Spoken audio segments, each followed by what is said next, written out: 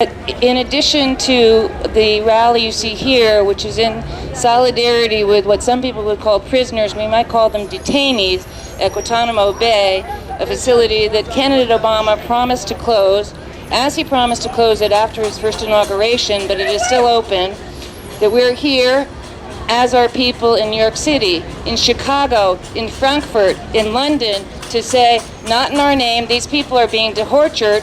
More than half of the detainees at Guantanamo have been cleared for release. There is no reason to keep them where they are. And in fact, they are trying to get the world's attention, trying to get your attention, you who are walking by right now. They want you to know they are on a hunger strike, not out of some suicidal impulse or some, use U.S. phraseology, some jihadi thing, but because it's the only way they know to let you know they are protesting indefinite detention, which is one of President Obama's wonderful policies. They are there, with most of them without charge, without trial, and they're being held for life. And all over the country, people are wearing the orange jumpsuits and the black hoods that are often used so that the detainees cannot even see each other. They have been kept away from each other, being held in individual cells. They've been kept away from their lawyers and from the media during the strike. And you probably didn't hear about it, but last year, after President Obama signed the NDAA allowing for the indefinite detention of U.S. citizens, including all of us here, we could all end up at Guantanamo without charge or trial, but the prisoners there at Guantanamo, many of them already found innocent, ready to go home, they staged a long hunger strike then as well. This one is 100 days. You might not have heard about the one, it's actually 2 years ago, excuse me, because it was during the same period as the royal wedding.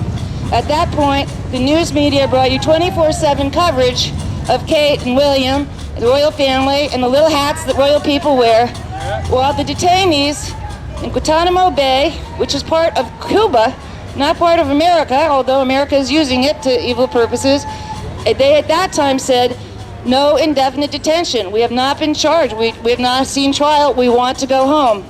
And although many people here have read names, I have just one quote from an article called "Death is Preferable to Life at Obama's Guantanamo," written by lawyer Marjorie Cohen, who's done a lot of work on the need to resist illegal orders, whether in war or at a place like Guantanamo. I have a quote from one of the strikers. His name is Shakar Amar. He had to make the statement through his lawyer because they are keeping him away from the media. He said, "It is possible I may die here. I hope not. But if I do die, please tell my children that I love them above all else. But I had to stand up. I had to stand up for the principle that America cannot just keep holding people without a trial, especially people like me.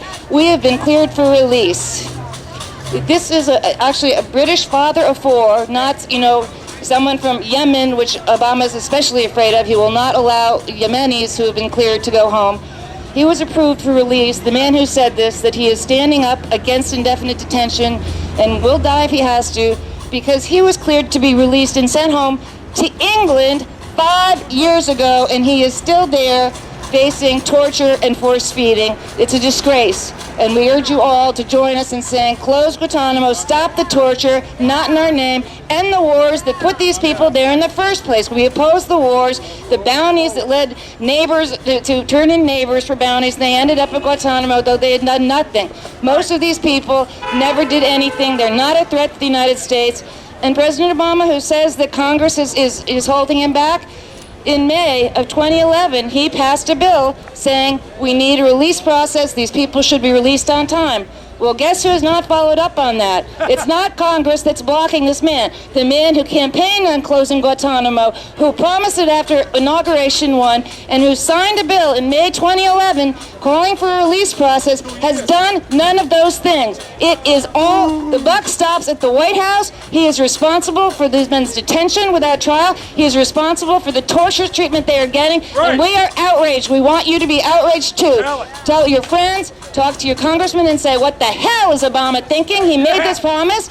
It's not the only promise he's broken. Tell him to keep it, damn it. This is supposed to be, as we said, rule of law. It's a nation of equal justice for some, unfortunately, and these people generally don't have access to a lot of money and to trial lawyers. So They need you. They need us to speak out for them, and they are so many. Please listen to what they are trying to say by going on their hunger strike. What they're saying is, if we don't go free, we don't eat, because we want you to know we're here. We are here. We are someone.